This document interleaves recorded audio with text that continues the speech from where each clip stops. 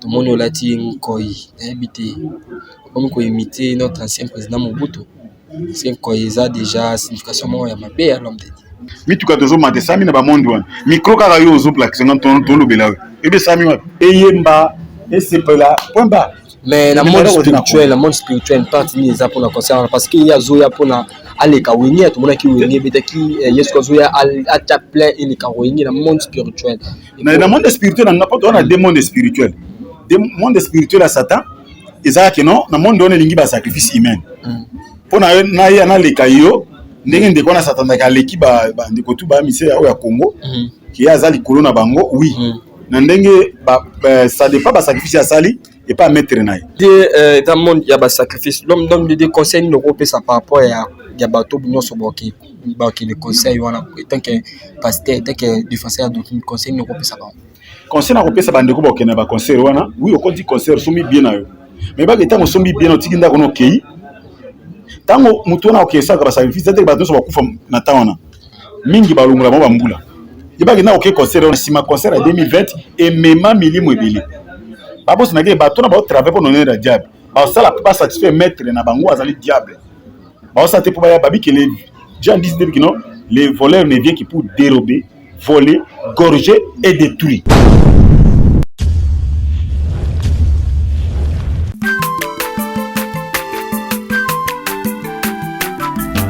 Azamwana motote po akosangai abongwa ni pete po awangata Nzambe ya le Nazarien, le Nazarien, le Nazarien, le Nazarien. Bana kitoko koma mokondima atako bapakola ke mafuta na musakolima lelo ya yobolingo bateli le Nazarien lipamboli oyo mona na katempeni mama kantelobi kolapye mapapu masopi mafuta tokokesika na longo na Nzambe oyo babenga na makomi Efada, thank you Fada, cher ami fidèle, balandino sont toujours besoin de bakwa kwa ndabiso na kacha chaîne Abino Yali Nazareth TV na cadre émission Abino Table 5 nous a présenté par votre humble serviteur Dadi Mukoya. Je dis un grand merci à l'équipe Momimba Yali Nazareth TV, un grand merci à la servante de Maman Tiffany Moko pour la confiance au puisque je dis un grand merci à Gira Sozaki assis na caméra pourquoi pas toute l'équipe Yali Nazareth TV la possible vraiment merci et belé. Lelo Table 5 dans la Mokoya ba pasteur Amoura sur la pasteur combo ya pasteur Richard, c'est avec lui nous allons nous entretenir tout au long de cette émission. Restez branchés, restez connectés dans votre chaîne Les Nazareth TV. Avant d'avoir présenté l'homme de Dieu, le pasteur Richard, l'enseigne à la régie, à Tchézo vraiment quand tu es audifié par Nzambe, Oisala Ban Nzambe le Kumu, le Sako Mokonzi, il y a la servante de Dieu, Maman Tiffany Mokwa, et puis on se retrouve après ces chansons.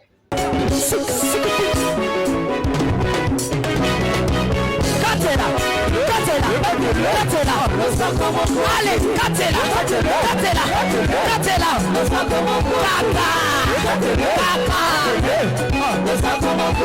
Yambalo ya daba pascal bakokata,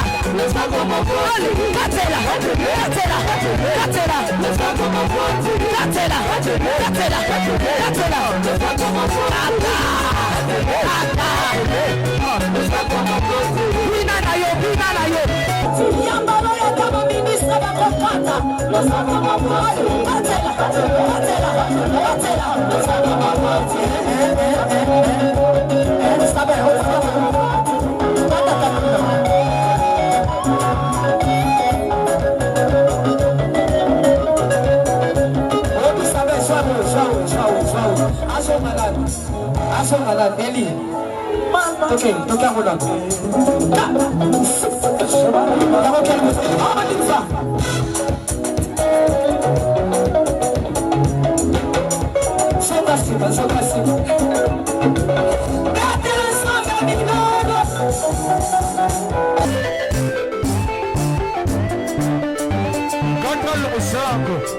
Nazokatela Nzambe le sako na sesiko.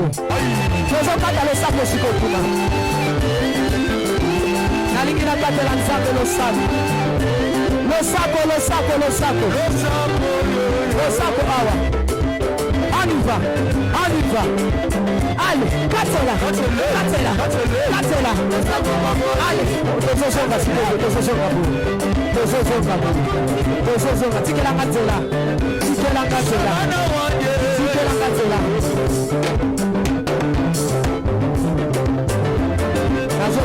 vous plaît,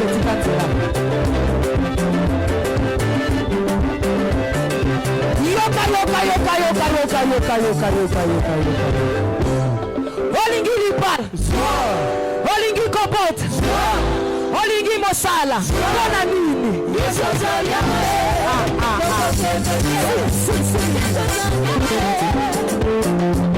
Bicho, c'est le plaisir na Philomène Mukwaya Motema Bivens de Yombo. Depuis longtemps, c'est sous plaisir à celui qu'on appelle 3 fois boss, Jack Pro depuis France. Bonjour à l'homme de Dieu. Bonjour mon frère. Bonjour Balandi Nabiso à Nazareth TV, Balanza Kolanda Biso. Bonjour nanga pa ya Mani Bongo depuis les États-Unis. Bonjour nanga pa ya Sœur Linda na Suisse na Canada plutôt. Na ki na Suisse na moni Sœur nangai Bichuna Bwengo na pesi mbote mingi. Na Belgique na moni Sœur Gracia. Et puis na kena Allemagne na moni couple Simon Kivoloka apôtre na pesi mbote. Kaka na Allemagne na pesi mama Izana mobane papa Flori mbote. Na ye na France na moni Sœur nangai Laili Benga na pesi mbote et puis maman Brigitte na pesi bango toujours mbote balandi na biso toujours ba mesana kolanda biso partout vraiment abonné na biso les Nazaréens na pesi bango mbote pesi bazar. OK, voilà l'homme de Dieu Babi toujours commence par la prière. On peut pas commencer cette émission sans au Kabona Boya mais prier moi quelques minutes par rapport à Batounon sur bazuni bakwa kwa danse. Yahweh merci bolingone ba télévision bolingone sali que tous ala otuza lelo. Ce qui tous en a bon mo ezali pona yo Yahweh na recommandé tant na maboko na yo tika molimo santo a inspiré biso afin que tous maloba ko bote pa na yo pona ko éclairer peuple bazolanda biso na temps yo dans le nom puissant de Seigneur Jésus-Christ ali Seigneur et Père Sauveur to bondiri pe to bongo amen. Amen. L'homme de Dieu. L'homme de Dieu quand maman na 6G autour de Mkoya lelo l'homme de Dieu mutuno vraiment fait na tuna yo avant d'abord na kota na ba question na tout le monde lati nkoi habité comme qu'on imiter notre ancien président Mobutu. C'est a déjà signification ya mabe à l'homme de Dieu. Tena lati ko face la doctrine tout le monde lati ko na lati ko itinga za mutu se na nzambe mais bilamba taminde ba usalango po biso to consommer. Ce qui nzambe a sali grâce qui nzuma koki na ki kosomba bilamba na lata po na bomba nzoto. Na bolata po na station ko Mobutu atayi ko ipo yemo kwa zaki mutu ba prima courir sengele kala ta totem mboka na biso ya leopard totem ezaki azali à l'époque c'est aki na moto makamona ebili menga na lati lamba ta ke to lata bilamba nyoso na lati chemise na pantalon na sandale nga pona ko mais religion mo ba avola tellement batala ka net ba panamiste l'autre moi ba panamiste bon balata ma puto moi lati lamba eza kaka ekomate pona la ça que non il y a ça ça yo de façon doctrine au monde la télé yesu yemo abana la ta lamba sans griffe. Bon soto lati so bibongo to komi ba hypocrite so ba branami se bango ba osaka yo makamuna ba osala to moni bango ba branami se bala belamba ba koma kombote mesuka nango ba komi ko adorer branami na place ba adorer Jésus to moni ba komi ko linga branami place à Jésus c'est qui wana za ba sena rien à voir avec makamba bilamba mais ilamba za potulata bible dit que nyos nous somba na marché donc ko sanctifions par la parole par la prière parce que biki yo la telamba za na grifité au téléphone on a utilisé na Samsung basala ngwa basala ngo toujours ba monde wana mituka tozo mate sami na ba monde wana micro kaka yo zo plaque 50 ton lobela ebe sami wa alors wana ko zana ngo sans ezana ngo débat ngo ko zala moi passe eza penza eza ka ba hypocrisie ko ngwande ba nature hypocrisie oki ko la telamba eza na griffe et longo ya bonzambete tango sombi yango prier pona yango lata esili ozomona po ba téléphone to salela oyo ba Facebook to salela oyo ba WhatsApp oyo surtout bitola nango ba machine mona ba i5 ba makamoze bele ba vieux bandi ko ba mata ba longo tamusu Afrique ba ke Europe ba longo ya Amérique ba ke Asie toujours ba to ba sala ngo ba ba to moka ba sia occulte mais pona biso ba na nzambe nyos to simba to na simbi micro na bi ke kolo sanctifier na nzela lo ba na nzela prière et peut toi mi et pas ba to ba petu bilo nous za petu et pas ba to ba za suyer bilo on nous za suyer. C'est ça, on a compris sa réponse comme M. Nzambi. Ok, merci vraiment l'homme de Dieu. L'homme de Dieu, on a défendu les doctrines, on défend la doctrine fort. Les lots, tout le monde a événement, grand événement, les 29 dans le stade de Martyrs, concert, il y a Fali et Poupa. On va être le 29 octobre dans le stade de Martyrs.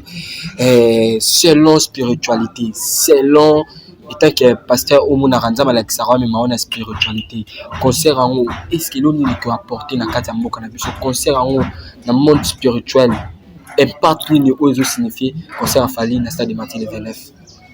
Bon, combien un événement c'est trop dit. Événement c'est toujours église. Toujours c'est la désavènement. Toujours c'est l'enlèvement. Et puis mokili bazo c'est la apparition et antichrist. On a pas relater l'enlèvement. On a des événements des concert. On va kobeta comme mbala liboso asa la carrière nae. Pour ya kobeta fait stade de Martyrs to monaka ba wenge ba beti. OK c'est belé beta kuna ba Victoria. Ba viva la musica bazamo ebele ba beta kuna ba nini bimbe ba kachela te ba beta kuna les événements des aka concert pona ba mukili pona biso bana nzambe concert un jour apporter biso le côté il faut apporter pe Congo et le côté mais sauf que ba to ba linga kande kuna biso ba okene kuna pa bina mais na kata ba concert ona eza na ngoka ka pa se pilisa nzoto na bango et le komo ko bimya eza kuna sikezate peut-être so ba sangana ipona lo sambo ba prier iki ko mema quelque chose na mboka mais concert ko mema ka impact bato ba sepelaka na musique ande ko na biso ba kobina ba ko sepela asili et moni me ko mema eloko mona mboka te pezo mema ni coupe ni eloko mo ko vivre sur eloko te mais ils ont encore na ba futilité ba désir charnel on nzote ko sepela e bina e yemba e sepela point bas. Mais dans le monde spirituel, partie ni za pour la concert parce qu'il y a zoya pour na aller ka wenye tout le monde qui wenye betaki yesko zoya à ta plein il ka wenye dans le monde spirituel. Dans le monde spirituel on a pas on a des mondes spirituels. Des mondes spirituels à Satan ezaka que non dans le monde on lingi ba sacrifice humain. Pour na ya na le kayo ndenge ndeko na Satan ka leki ba ndeko tu ba mise ya Congo qui a zali kolona bango oui. Na ndenge ça dépend ba sacrifice ya sali et pas mettre naï. Pourtant on a sacrifié ta mususu ba sacrifice na sali ba sacrifice c'est ma casse. Yo ko sacrifier 2 personnes. Mais si on a sacrifier 10 personnes que bato baza ba être cher pour nanga. Il va que no Satan tombe na ko leka. Même dans le monde nzambe za bongo, so ko lingi nzamba utiliser ba sena nzamba wala nanga. O lingi nzamba utiliser yo. Nzamba oteza na ba charisme. Il faut attaquer semi bomba na ba prière comme sacrifier nzoto. Que na roli ate na komelate pendant 7 jours na lia ate na melate na luka présence nzambe. Là na yo moto prier ba prier moko normal nanga mona moto oti je na 7 jours sec à prier pendant nzambe ki abima ki te à se concentrer à tiki distraction. Je crois que nzamba ko se manifester ne katine ma case par rapport au monde que ba serviteur nzamba utilisation de moto. Ce qui serviteur déjà bi ko luka nzambe na profondeur.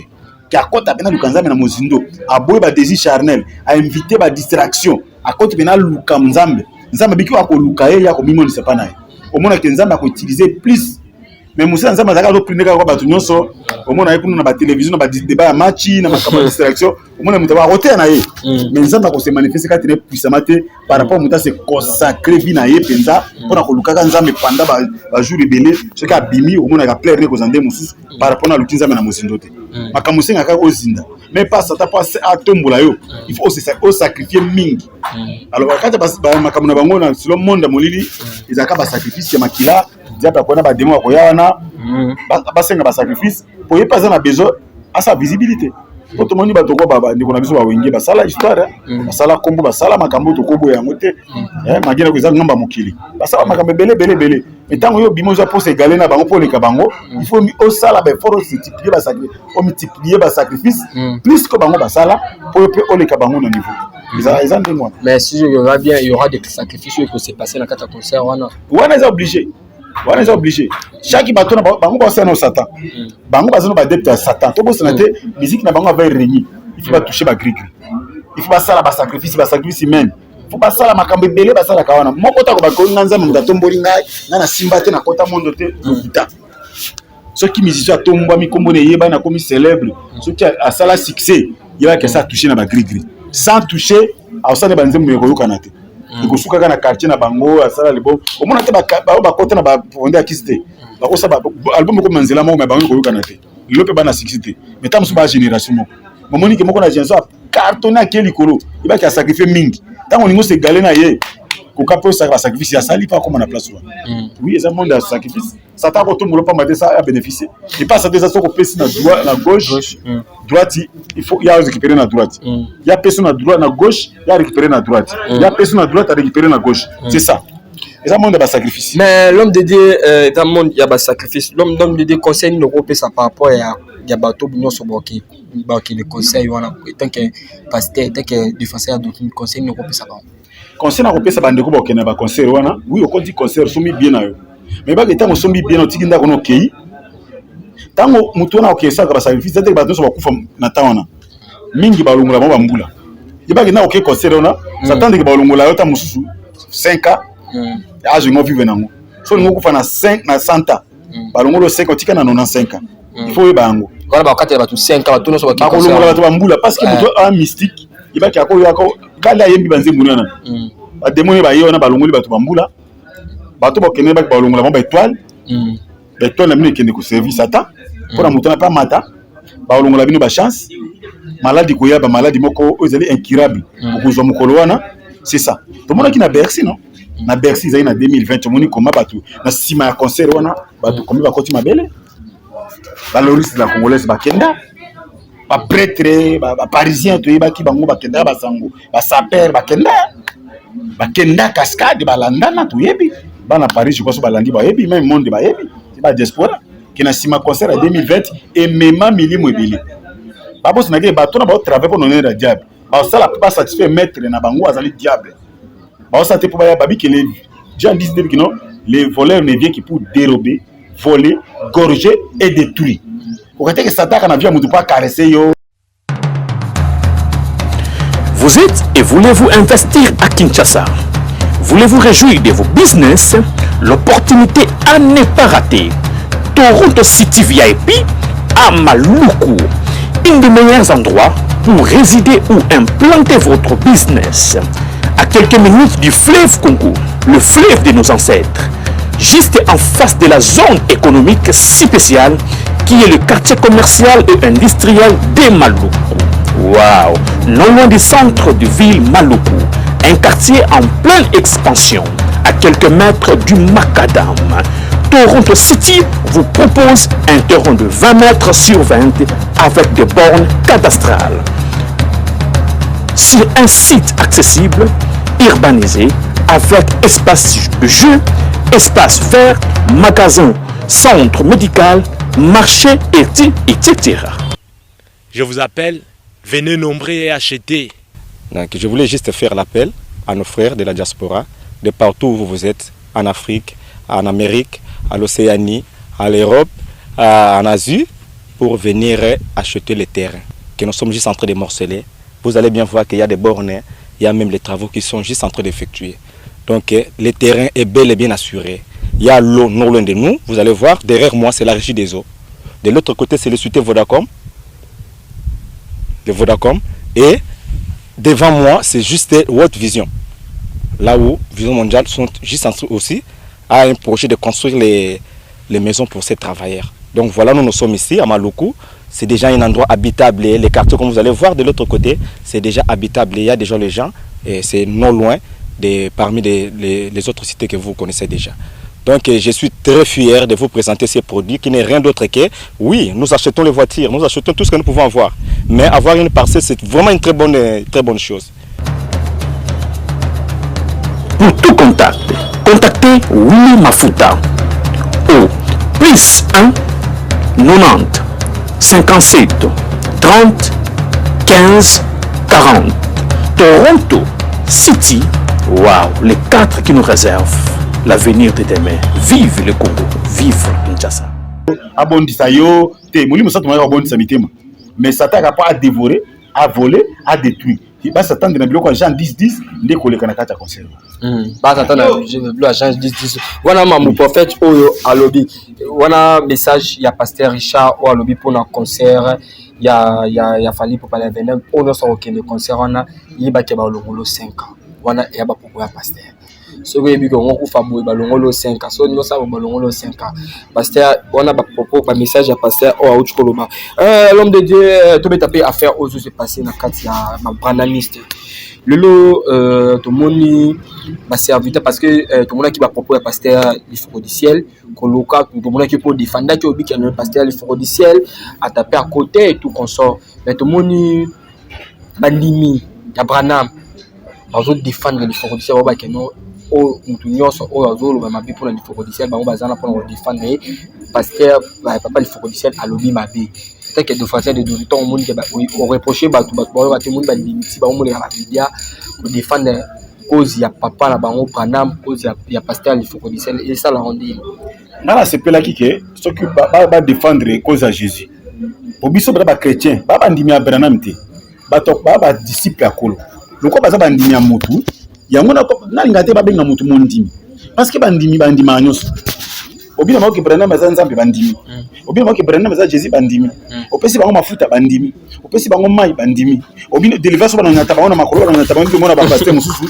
ba ndimi c'est ça ba ndimi nyonso mais ba disciple Jésus abike l'ère toza sikoyo nzambe azoluka ba vrais adorateurs selon Jean chapitre 4 dans verset 22 qui est verset 24 abiki azoluka ba vrais adorateurs o ba ko banda ko adorer en esprit et en vérité nzambe aluka bandima Branham te nzambe aluka bandima Kimbangu te nzambe aluka ba musique bandima islamique te nzambe aluka bandimi ya catholique te Dieu nzambe azana ba recherche ba vrais adorateurs baza bato nzambe a prédestiné bango avant la fondation du monde que bango royaume de Sisa pona bango frère dananga dadi bandimi banani na bata bandimi balandi na biso les Nazaréens iko mingi pe boza bandimi ba bomesa ko landa biso yeba ki ngana biso clair le ta ki pasteur eta que défenseur à doctrine bokonzali koleza ka pona ba élu de Dieu bato so mona lelo bazo ko kana lifoko ba ko tela lifoko baza bato baza de animé ko la tindili bango esprit d'égarement wana nzambe matinda ngo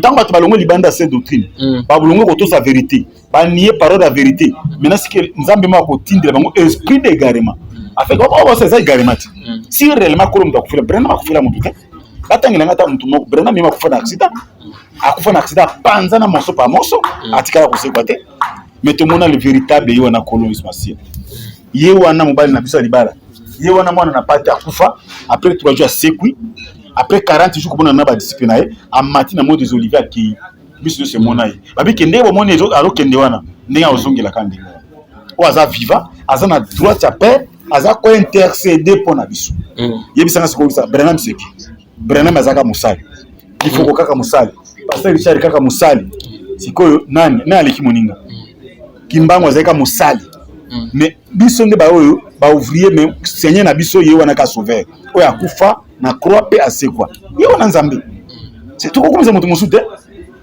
bibi ke ye wana je suis ye mo kabina mukana Jean chapitre 14 verset 6 qui non je suis le chemin la vérité et la vie moto ki ko ye pa nzambe te soki aleki na nzela na ete ba nzambe ba mi balete église yaka na même seigneur même doctrine même enseignement même baptême même esprit même destinée église c'est la l'enlèvement et c'est la nuit de noces et c'est la tribunal de Christ église c'est la reine millénium église c'est la félicité éternelle c'est ça mission église est na deux seigneurs que seigneur Moussa bimi kuna beaucoup misaye comme on est Branham non qui est Branham Branham azaka muto aleka na ya kufa ce ka sera nzambe kati na solo ce qui a respecté la sainte doctrine ce qui a respecté les saintes écritures nzambe azana li a repos ce qui a respecté qui a monté ndenge ba adepte ne batikali ko sa ba confusion azana li a tourment bino mona ka kobo batangi Branham ndi bobangi so babi Kimbangu ndo komiko kolenga ezaka ba kombo ya ba kombo oka passer Richard kombo ezaka kombo mais siko kombo ebangisa ka batu na ba démon na certainement bangaka ezaka kombo à Jésus mais siko Kimbangu na Branham dipona iselo yo ndimela andimela à Jésus Kimbangu na Branham na ndimaka Kimbangu taki serviteur de Dieu o nzambe utilizaki na ba miracle na ba produits na ba signes nzambe bena ateki pe Jésus mutatinda ka pena ye et c'était na envoi de Dieu na ndimaka Kimbangu mais Branham na yebite na zana ba doute na ye parce que kotala ba adepte na ye faso ba okende omona ke muta otanga Bible aza suna brochure ndeko Branham oh yo za na Bible eza Ancien Testament na Nouveau Testament c'est ça bi que Ephésiens chapitre 2 verset 20 que biso to tongambi na fondement ya apôtre na ba prophète Jésus Christ n'est la pierre angulaire Testament mo c'est misa de ça aussi mika obo tangi Bible na Nouveau Testament to za mais omona ke bato Branham eza barut eza lifoko koto aza na Bible koto aza na brochure ya Branham quel aveuglement Marco ngalo comprendre et c'est Branham ko nzamba sela Branham aleki Moïse nzamba seli Moïse na ba miracle na ba produit nzamba seli ba Josué ba Eli Brenna masala na bikamona te mais ba miracle ki mbango sali Brenna matiko sala mo te ozomona bon Brenna mina pena na ba entre parenthèses na ba doute trop parce que otala ki batu batikala na ba brochure mo boye batanga ngo Brenna sur le nzamba sala ki nzamba sala musala nzamba nyonso même ba Tcheni nzamba utiliser bango ba Philippe nzamba utiliser bango référence dans tout ça kaka Nouveau Testament na Ancien Testament to tika na des Testament nouveau na ancien siko o la troisième ya brochure ya Branham eza pembeni na lifoko du ciel là baka bato ba memba tuna également vraiment ba bongo la mitema lifoko du ciel etaki ya koyaka ko ça na bato na ye biso ka ba défense à l'aise pas profiter à l'aise aller fufuna masangu a ben fédéré na Saint-Esprit babi lokola il faut comme aller fufuna masangu ameli mai ameli top munene alali pongi azoya amona ga bien azo ba pique non ceux qui lelo il azabu ça par rapport à Nzama Branham ça clair na propos de l'homme de Dieu bon ça aza libre tato komi na Nzamba démocrate Nzamba bikatie denzi la liboso na biso atie mabe na malamu mais Nzamba zo concevoir ce Nzamba ki to pona côté vie ezanini mutandi mi vraie parole Bible dit que l'enlèvement, ils ont considéré que va garder la bonne parole. Il y a une parabole à 10 vierges. 5 bazar folles, 5 bazar sages. Tout le monde histoire est clair dans Matthieu 25. Est-ce qu'il y a parmi les 5 vierges, parmi 5 vierges bazar folles ou bazar sages? Il faut que ce soit à comprendre, ils ont parabole. Pour la bonne fongolango parce que tu as peine émission ça 20 minutes, tu OK na makamila minutes. On kola sema ni toko kita, to pesa ba 5 vierges wana ba critère na bango. Ba biki ba sage mine de la bango na mafuta. Mafuta est symbole à Saint-Esprit. Pour na ba vrai adorateur bazo garder Saint-Esprit. O mokola lèvement ndeko mepesa biso ta kito mata tout na kona biso. Mais 5 vierges folles batikalaki. O ba mi préparer te ba kita mobana biso na butu. Jésus ko ya lelo il faut quoi qu'il na perdition. Et là, ça n'a qu'à être fait également. Mais ça, nous perdition. Ok, voilà l'homme de Dieu. Merci vraiment. Nous sommes vraiment arrivés à la fin de notre émission. Mot de la fin. Et cause Anini par rapport à Batunion sur Batunion, on a un numéro de téléphone. Mot de la fin, Zali na bandi qu'on a vu sur Branamiste. Qu'on a les focos du ciel. Qu'on a Barouti. Tout le monde a Branamiste. On vous a maintenant Branamika Anzambi. Il y a des références Nabino. Ok, Bible dit que Jésus. Ma référence oh Jésus, ma référence oh. Bino botikali di fokodere linani Branham ndé référence na bino. Boza ba fils à perdition. Bobongo la mitema. Parce que oya kufa c'est quoi pour na bino azali. Baza dete. Azaye moko. Yenda za le seul médiateur. Mais ekozanga pasi ti le besoin di bino Branham, ti le besoin kanga mino mus na lingi ba kai ko ya bino. Ba Branham tu bolandanga na kata chaîne de Nazareth. La ligne ba kai ko ndenge ko ki pa Paul bo comprendre parce que lola ezali l'acte de fait ezali numéro de téléphone bo sakana bo solo la bo sa tout bo sala mais rendez-vous na biso moko to kufa pour bientôt na moni il faut que 10 ans passé il faut que ça mo longizo ngenga mo babare ba kitoko mais na moni il faut quoi lelo anuni déjà ça da comment kende pe mena kende tika mokili ndemo ko lo kufa to ko bana soki il faut que brana mazaki nzambe soki Jésus ala nzambe mingi zate soko lingo benga pasteur Richard benga na plus 243 99 848 78 07 plus 243 99 848 78 07 soki kolo na biso sumasi azongite yé mo bala libala. Voilà, nous sommes arrivés à la fin de notre émission. C'était votre humble serviteur Dadi Moukwa. Je dis un grand merci à la servante dédiée Maman Tiffany Moukwa pour la confiance au Pessinga. Je dis un grand merci à Giras Oazan ma caméra, Alain Kakala, toute l'équipe de l'Azana, petit le Mamote et Belé. Je dis, on est toujours dans la émission. Bafwa, Bachala, Vitamine Collé. On se retrouve à la prochaine. Merci vraiment, pasteur. Merci beaucoup. Vous êtes et voulez-vous investir à Kinshasa? Voulez-vous réjouir de vos business? L'opportunité à ne pas rater. Toronto City VIP à Maluku, un des meilleurs endroits pour résider ou implanter votre business. À quelques minutes du fleuve Congo, le fleuve de nos ancêtres, juste en face de la zone économique spéciale qui est le quartier commercial et industriel de Maluku. Waouh! Non loin du centre de ville Maluku. Un quartier en pleine expansion, à quelques mètres du Macadam. Toronto City vous propose un terrain de 20 mètres sur 20 avec des bornes cadastrales. Sur un site accessible urbanisé avec espace de jeu, espace vert, magasin, centre médical, marché, etc. Je vous appelle, venez nombrer et acheter. Donc, je voulais juste faire l'appel à nos frères de la diaspora, de partout où vous êtes, en Afrique, en Amérique, à l'Océanie, à l'Europe, en Asie, pour venir acheter les terrains que nous sommes juste en train de morceler. Vous allez bien voir qu'il y a des bornes, il y a même les travaux qui sont juste en train d'effectuer. Donc le terrain est bel et bien assuré. Il y a l'eau non loin de nous, vous allez voir, derrière moi c'est la régie des eaux. De l'autre côté c'est le société Vodacom. Et devant moi c'est juste World Vision. Là où Vision Mondiale sont juste en train aussi à un projet de construire les maisons pour ces travailleurs. Donc voilà, nous sommes ici à Maluku.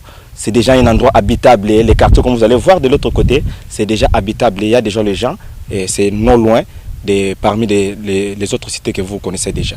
Donc je suis très fier de vous présenter ces produits qui n'est rien d'autre que, oui, nous achetons les voitures, nous achetons tout ce que nous pouvons avoir. Mais avoir une parcelle, c'est vraiment une très bonne chose. Pour tout contact, contactez Willy Mafuta au plus 1 90 57 30 15 40. Toronto City, waouh, les 4 qui nous réservent l'avenir de demain. Vive le Congo, vive Kinshasa.